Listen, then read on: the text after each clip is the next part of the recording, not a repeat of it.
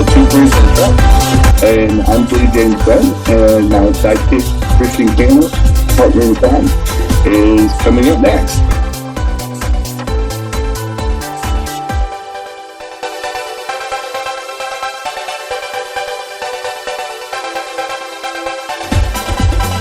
Hey everyone, I'm Jim's sidekick. Welcome to Two Queers in a Truck. Hi y'all. See you soon.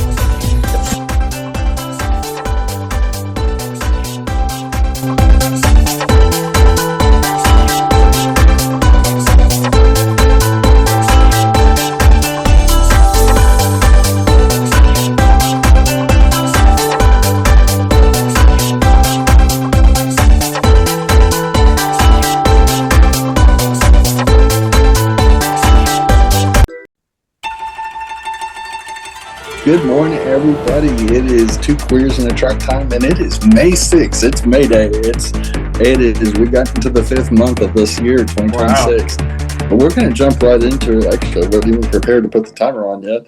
I do keep a timer on to keep my segments short. Otherwise, we would talk forever like we did in the old days. But this is Two Queers in a Truck time, and we're going to jump right into it. I saw an interesting post the other day, and it had before and after pictures of about 6 different high-profile MAGA women like Kristi Noem and so on and so forth, and showed them before plastic surgeries and procedures and after. This is the same crowd, and I'm not shaming them for the procedures, even though some of them don't look that great. This is the same group that rags on trans people, especially, about us, going on hormones, other things like that. And there's a lot of quotes, like, no child is born in the wrong body. God made you the way you are. God doesn't make no mistakes, and so on and so forth. There's actually a couple other reasons, but I don't need to read it to everybody. But this crowd sure does have a lot of cosmetic surgeries and plastic surgeries.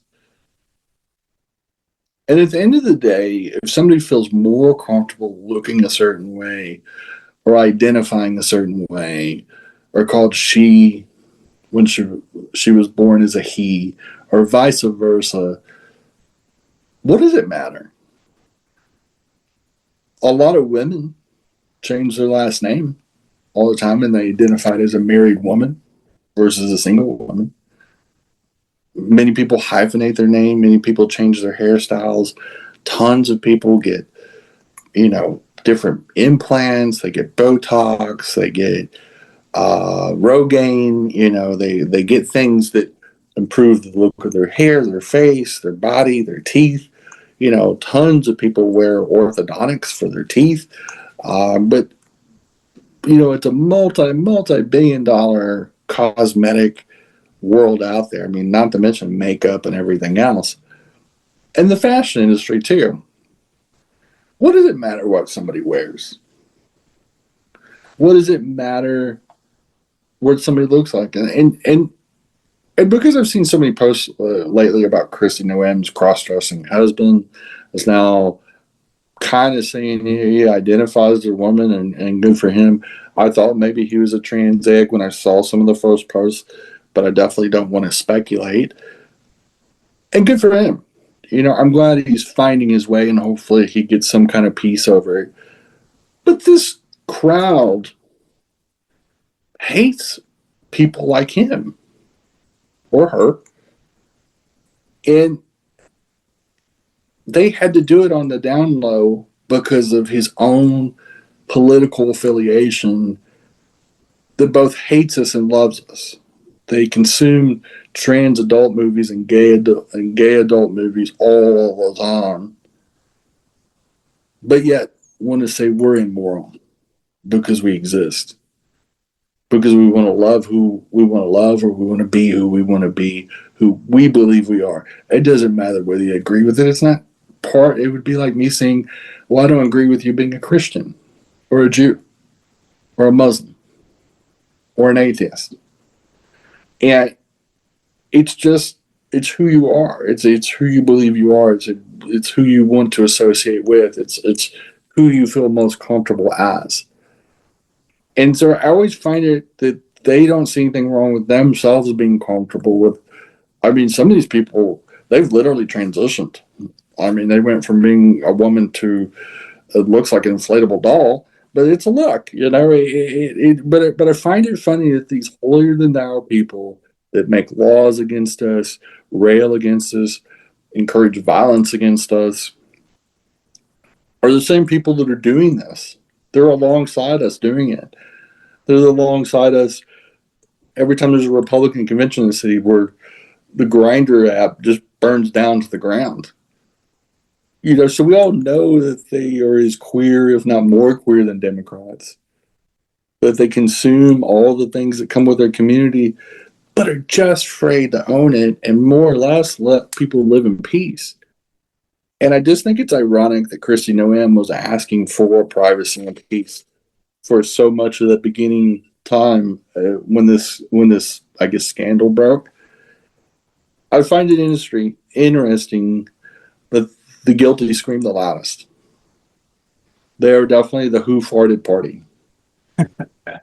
And for y'all that don't, you know, never heard us say this before, but it's like the kid in school that, you know, yells out who farted after he ripped one because he wants to deflect the guilt off himself. He wants to project it onto somebody else. Like, oh, I don't know who farted. And he's the one that just fucking crop dusted the whole classroom. But I just find it funny that the same party that talks about freedom and independence and government shouldn't tell you what to do with your life, unless, of course, you're a drag queen, gay man, or a trans woman. You know, then I want to tell you what to do. Or you're a woman that needs some control over your own ovaries. Pesky little details like that. Bryan Adams, you know, the guy that sang Summer of '69 and so on and so forth, canceled a concert in Mississippi. The state government of Mississippi wanted to pass or did pass some anti-LGBT stuff, and he decided he was going to put his money where it was a sold-out show. He canceled it. So I don't want to play there. Wow, really? Bryan Adams? And yeah, well, and Bryan Adams Foundation actually is very pro-LGBT. Oh, I didn't know that. And has been an advocate for all communities for a long time. Very progressive person. Yeah. And he decided, you know what, these people need to find out. They need to miss out. And I love seeing that because other people have done this too. I know that Bruce Springsteen has done this. I know several other performing artists have decided to boycott a state or not perform in a state or do an appearance in a state when a state does something as cringy as bigoted as Mississippi was doing or is doing.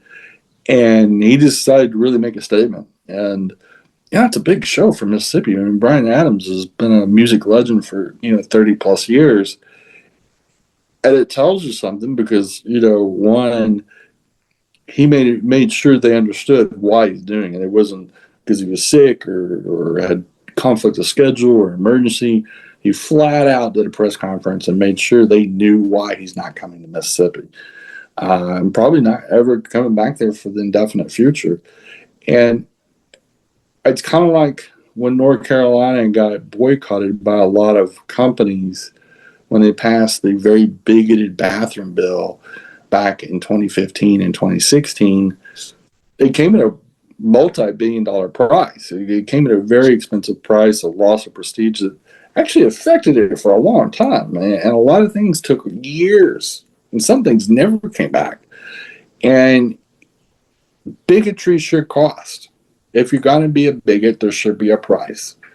And we need to see more of that. We need to see more class action lawsuits. We need to see more obstacles so that it's not worth it them to go full frontal fascist. If there isn't a price, they're not going to change. Mm-hmm. And kudos to Bryan Adams. That makes him even more badass, in my opinion, than, because he could have easily just kept on going. Nobody's going to call out Bryan Adams for playing a date in Mississippi. Like, he's a musician. He's supposed to. But he chose not to look the other way. And I think it's important to notice that and call out the courage and, acknowledge the courage that some people are doing, because we've seen so much lack of courage from Democrats. We've seen a lack of resolve when it comes to anti-trans stuff, for example, where for the most part, Democrats have been looking the other way for a while. They let a lot of stuff happen over the last 4 or 5 years against the trans community. Over 2,000 bills, anti-trans bills, have been passed in 41 states since all this began. And we've got to acknowledge that this is a problem, and that we have to start hurting them back by canceling events, causing economic problems, and ultimately taking them to court in class action lawsuits, forcing them to pay reparations even. But we're up against our first break, and we'll be right back with some more Two Queers and Truck after these important messages. Hey, everybody, you can catch us on your favorite audio podcast platform, Spotify, and all Apple Store, the Google machine, and whoever else does podcasts. We're on there. We broke in, and we're staying. So enjoy the Two Queers and a Truck on your favorite audio podcast platform. Thanks for listening or watching. Bye-bye. Happy Pride.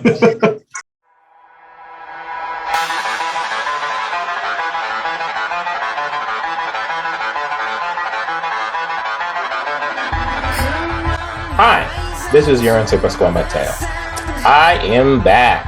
Spedeke is back in 2026, and yes, my hiatus was sad, and it was caused by a bunch of, butthurt losers. But I'm not going to say that. Don't worry, I'm here. I'm going to be annoying. I'm going to say fuck fascism, and I'm going to stand up against this shit. So please, like, subscribe, enjoy my show, and let's fight against the bullshit that we continue to go through.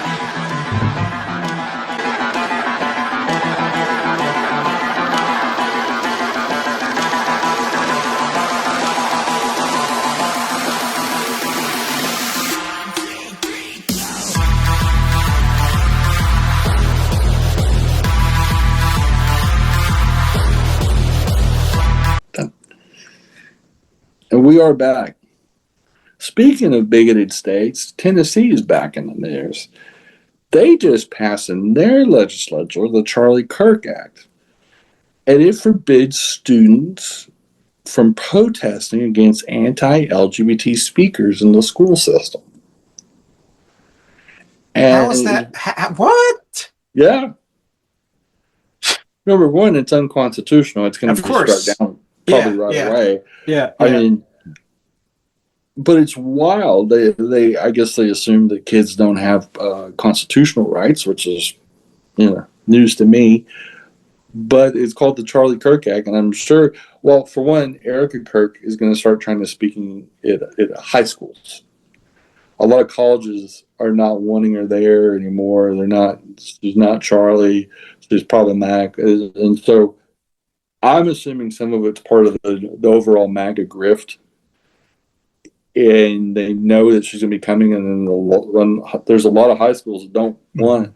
I know she's trying to do a bunch in Arizona where that place is based out of, and in fact, a lot of the schools are saying we don't want anything to do with this. We don't want Erica Kirk here. She's not an office holder. This isn't about civics. These are high schools. We don't want, and the parents have spoke out too. There's a ton of protests. And I think what they're trying to do, Tennessee is trying to head it off at the pass and just say, screw the First Amendment, which I think is weird because if you were a person of faith, like a Dr. King, like a young Dr. King, and it was against your faith to look the other way when bigotry comes to your neighborhood, wouldn't it be not only against free speech, but also against religion itself? Because many religious people speak out against injustices, and the last thing they want as a young, faithful person, the last thing they'd want to do is be exposed to a bigot. And why would you expose a bigot to high school kids? This is the same group that got mad that drag queens read children's books to children and threw the biggest fits ever. They did all these drag queen dance and made up all these lines of like drag queens were doing strip shows in schools that never happened and all kinds of lies like this. Usually it was just at public libraries that they read these books. And that's all drag queens did. They just dressed up and talked in funny voices and did a silly little book show. They actually didn't do any drag. They didn't do any performances. They saved that for the club where they'll get paid. But it's funny, the same people that wanted to stamp, that said it wasn't free speech when drag queens got banned, now want to stop free speech amongst students when they know most students don't want to listen to a bigot. Most kids are usually progressive. They're usually hopeful for the future. Younger people typically are more progressive when they're young. It's like back in the 60s, most of the people that protested the war were the people that were going to be affected the most.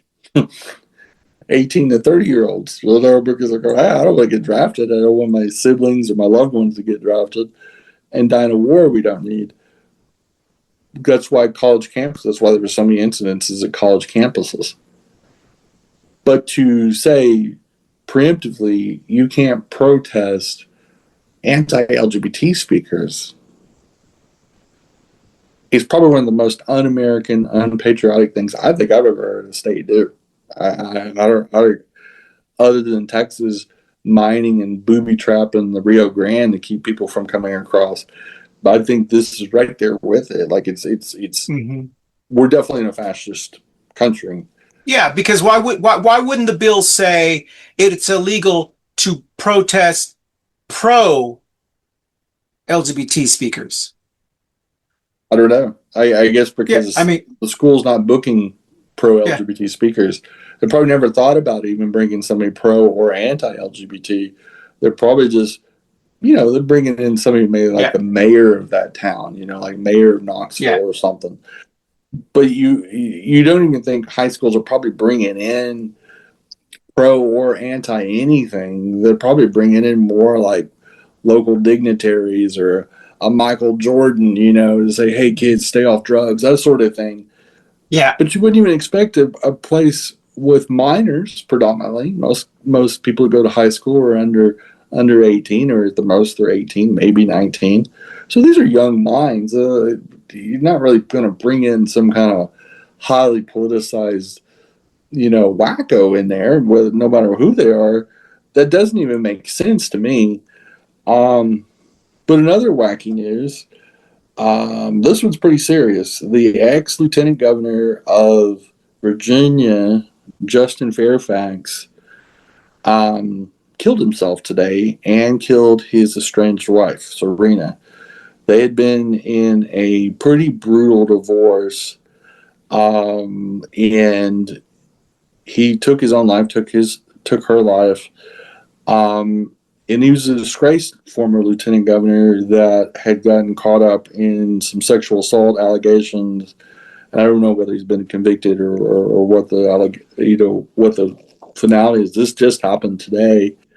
And their two kids were home, so the kids lost both their parents. But one, in this era of finding out, this is why we need more openness in our society to talk about mental health. Number one. Number two, we've developed such a culture of enabling people to do sexual assault, whether it's against children or against adults. And we've developed such a pro-rape culture, especially amongst men, which is primarily most of the people that do sexual assault, like 91%, I believe, is adult men. We have got to start taking this more serious in this country and not just giving them the death penalty if they assault a kid. Is to be more proactive, and there's a lot of ways of doing it, but it brings up a conversation. For one, this man was not that old. Their kids are now teenagers, I believe. Two, it happens in both parties. Justin Fairfax was a Democrat. So one of the reasons I wanted to talk about this story is because it isn't just Republicans that assault people and sexually harass people. It happens to Dems too. usually we address it a lot quicker and we're more proactive than the Republican Party. We elect them president if they're a serial rapist. But we definitely do take it serious, like former Governor Cuomo and sexually harassing his staff. Met with him being removed from office. You know, the Dems for the most part have done, at least in the last 10 or 20 years, we've been pretty proactive when this stuff arises. And but we also have to have the conversations of how do we address this instead of worrying about people transitioning, instead of worrying people about drag queens. We need to talk about real subjects like this. This is as serious as a heart attack, and this is also talking about mental health, crime prevention, and also believing women, which are the primary victim of sexual assault in this country, is women. And we have a problem with women getting mistreated, and a lot of queer people, when they go to law enforcement and not being taken seriously, or victim blaming, or, oh, she wore a low cut dress, or she had this coming because she's the town slut. We are up against our second break, and we'll talk about this a little bit more after these important messages. Hey y'all, thanks for listening to Two Queers in a Truck, and we do broadcast on YouTube and Facebook in a video version, and we're also on all the audio platforms out there, so your favorite way to listen to your podcast. We've been doing this for a couple years, and we appreciate y'all listening. We know you have a ton of choices, even though we may be the best choice. We always appreciate our listeners, and we'll try to bring you quality in the future. Thanks for listening. As always, Christian and Jenny, we're out. Thank y'all. Hey y'all, this is Jenny with Two Queers in a Truck, and Christian's along with me, and we're just having fun, and we're looking forward to the 2025 season, and super excited. We have some neat things going on in our whole family of shows, including Coffee and Pan Dulce, and many new shows that are brewing. Get it, and we are excited for 2025 and all the chicanery and other things that comes with it. So happy New Year, and we'll see you on the flip side. Bye y'all. Bye y'all. Bye boo. Bye boo. And this is a serious subject, but for decades nobody acknowledged what Donald J. Trump did. And it led to ultimately the Trump Epstein Island even existing.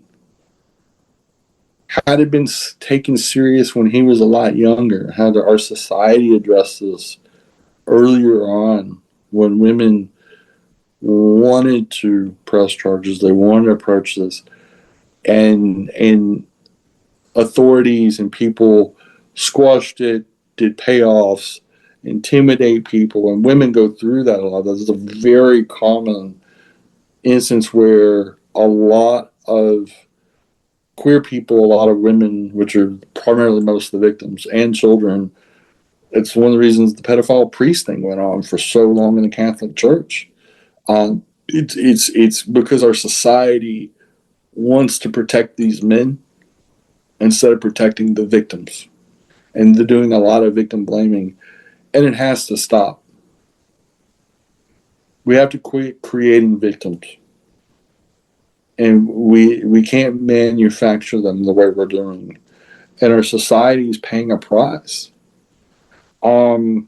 Speaking of people going through it, a Minnesota court overruled a law banning trans youth participating in sports. Oh, and they reinstated trans youth in the state of Minnesota to be able to play, and they said it's not that they are protected by Title IX, and until that gets overruled, the high law of the land is going to, the federal law is going to trump anything Minnesota came up with policy. And so the trans youth ban has been overturned in Minnesota. And I think it's important to note that, because the trans community has been targeted by a lot of things, and these athletic bans, like basically the IOC just banned trans women this year. And even though a trans woman's never won a medal, and in 20 years we could play in the Olympics, no American trans woman's ever qualified for the Olympics. Only 1 in 20 years total around the world qualified a participant from New Zealand, a trans woman. She didn't even finish. And at the time that she withdrew due to an injury, she was 15th. There's no 15th place medals. She was 12 spots from even tying for a medal for a bronze. She was not going to win anything. The whole point is that if we were that competitive, if we were that rough and tough, that we could just dominate women's sport, even though we're less than 0.5% of the population, why are they kicking us out of the military? Wouldn't you want people like us, bruisers? So which is it? Are we physically dominant where cis women can't compete with us? Or are we a distraction and a bunch of sissies that can't compete in the military? Because we're getting two different messages. The whole point of the military is to kill and break things. And if we're so vicious and so dominant physically, you should be wanting to sign up a bunch of pissed off trans people and give them guns. That seems like that would make the most sense. There's a hypocrisy with banning. We all know why. They just want to segregate trans people out of society. Let's just say what it is. It's just like the water fountains. It was never about the water fountains and the lunch counters back in the 1950s. Segregation of any kind is always wrong. If you are what you are, and it doesn't violate the law, the real law, you shouldn't be segregated out of society. Whether it's skin tone, birth, gender, a transitional gender, whatever it is, your sexuality, it doesn't matter. These bans, these dissolutions of marriage equality, all this kind of stuff, it's just stupid. You're banning something that isn't hurting anybody. If two people love each other and they're both consenting adults, what does it matter? It's getting stupid, and it makes no sense, especially in light with Christy Noem's husband. Big Titty Brian. Big Titty Brian. Sorry. And some of the stuff I read more and more on this, and it's heartbreaking because this guy wants to be a woman so bad. And it breaks my heart as being somebody that was in that situation at one time before I transitioned, and having many nights where I cry alone with a devastating truth. And I do feel for him in that way. I do know what that struggle feels like. But he's part of a system that makes it hard for a guy like him to be able to do it. Yeah. And all the closeted LGBT people in the Republican Party or a Republican voter, that they closet themselves. They force this tyranny onto themselves. And it's so ironic that this is the party supposedly of freedom. You can have as many guns as you want. You can do whatever the fuck you want. But just don't be queer. Just don't be black. Don't be Mexican. Don't be any of these things. Just be a white American. Be a real American. Y'all all be just white men. And it's just, you got to be Christian. You got to be, like, the people that scream about how they're patriots and freedom lovers really don't want freedom. And they end up cucking themselves. The cock of consequence lands on them as much as it does us, because most progressive people, if they want to be out of the closet, they're already amongst progressive. The progressive crowd doesn't care. Yep. But the Republicans do for some reason. Conservatives do. They care about stuff that has nothing to do with them. And on that note, a guy named Ricky Wagoner has been accused of killing 3 fellow inmates in an Arizona prison. And all 3 that he killed were inmates that were in there for convictions of crimes against children. And his reasoning was he killed all 3 of them in the same day. He said, it's saving the state money and they shouldn't be alive anyway. It's an interesting debate in light of some states now passing laws where if you're a pedophile, you get the death penalty. And a lot of these people were actually Republicans that are supporting this, and Nancy Mace is also trying to put a bill in the National Congress along the same lines. But it's interesting how they hold water for the pedophile in chief. The kid did it himself. So it's very bizarre, the disconnect. It's almost like they don't believe he is, or they're doing it to separate themselves and say, see, we're not a party of that. We're not enablers. I kind of wonder what you think is why do you think that they're doing these very performative bills while they got one that's leading their party? Like everything else they do, they're projecting and they're in denial. Yeah, That's and it's right at their doorstep. It's kind of like the Mr. No-M situation of there's extensive transcripts from these sex calls where he's just so heartbroken that he's not a woman. And, of course, crime for help. Yeah, a cry for help, a call from inside the house that we've seen over and over again where this is played out. Mass and Cawthorn, No-M, all these people, Lindsey Graham, big old Queen Lindsey Graham. Kash Patel has probably got. I mean, I would not be surprised. I would not be surprised about Stephen Miller. Yeah, I would not be surprised about. They're all Speaker of the House. Yeah. I mean, Masturbation Mike. Yeah. I mean, there's some significant issues when it comes to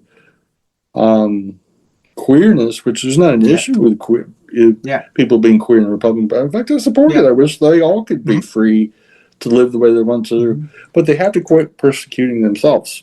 Exactly. Yeah. For no reason. And this is what's driving a lot of these problems. Is they are the party of leopards eating each other's faces off, and then actions. I mean, we could do 10 shows just on the hypocrisy of that, just in 2026, of different Republicans and different walks of life. Also, well, we didn't think that was going to happen to us. Yeah. Like the Cubans in Florida that are getting deported, or the farmers in Arkansas that 33% of them are gone out of business in 2025. Yeah. We can go on and on and on about how they're getting affected by their own guys' policy. And guarantee if we do invade Iran and we lose a bunch of Americans in the war, which we will, a lot of them come from conservative families. Yeah. What will be that answer then? The no new wars guy. And those are the ironies, and those are the hypocrisy that we have to continue to point out. That Christian and I do it every week. We point it out, laugh about it, make fun of them, because you have to. Yeah. We have to keep talking about this. We got to keep having these conversations, or we'll never progress. We'll never go forward if we don't. You can't heal without acknowledging the issues. And that's important. And we have a good time with 30 minutes too, because there's some great news out there right now. But that's all we have for this week. And we will dance on out and start out in May. Bye, y'all. Bye, y'all. Bye, boo. Hold on. Hey, y'all. Thanks for watching Two Queers in a Truck. And as always, we're in May. Can you believe it? So summertime and hotter weather is definitely coming up. I think recently it's been in the 90s in some southern states. So, woo, doggy. That's glad it's not so hot here. But anyway, you guys enjoy your summer. Make sure you wear the sunblock, wear a hat, drink plenty of water. And as always, thanks for listening and watching on any platform that you choose for the Two Queers Truck Cannis Media family. Bye, y'all. Bye, boo. Bye, y'all. Bye, boo. Hi, everybody. This is Yorense from the Espera Cash Show over here. All I'm here is doing a little quick PSA. Use this summer to do volunteer work. Go to your nearest YMCA. Go to your nearest homeless shelter. Go to whatever community services or programs that you can help out and volunteer. Because right now, we have a bunch of fascist pieces of shit trying to rip apart our country and rip apart the people, our communities, by spreading hate and bigotry. The best way to combat it is, one, working in your community and standing strong to show that you are strong and you're here to help out others. Two, combat misinformation. If you hear bullshit, first research and make sure if it's true or not. If it is not true, call it out. If it is true, get the facts. Be knowledgeable of it, because it might come out later. So always stand against that. And three, fuck fascists. Stand against them. Make them feel uncomfortable. There is too many people out there feeling like they can say the hard R or say slurs or be violent. Make them understand that a lot of people die to make sure this hatred and bigotry does not exist. All our civil rights workers, all the people who restored normity, everybody who fought against intolerance and hatred, they died and worked their asses off to stop this. So follow in their footsteps and stop this madness. This is Yorense again from Espera Que, and all I can say is be there for your community and stand up for what's right. Fuck fascism and have a wonderful day. Coffee and pan dulce. How's that? Coffee and pan dulce. Sounds You great. sounded like a telenova. I mean, I'm trying to. All I have to say is go. Yes. as a right. non-Spanish speaker.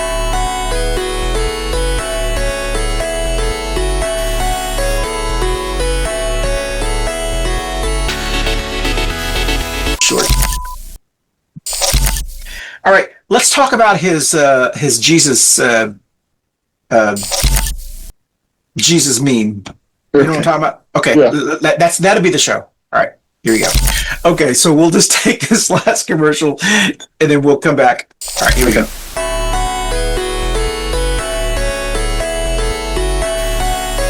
And this is the Jenny Award.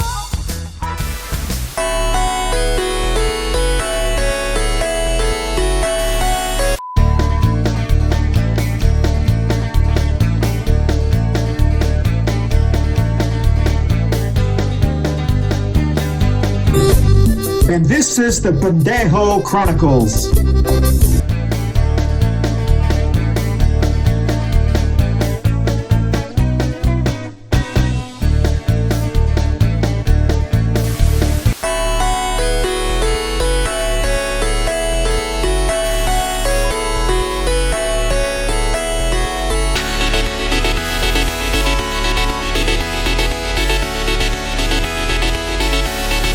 Coffee and pan dulce. How's that? Coffee and pan dulce.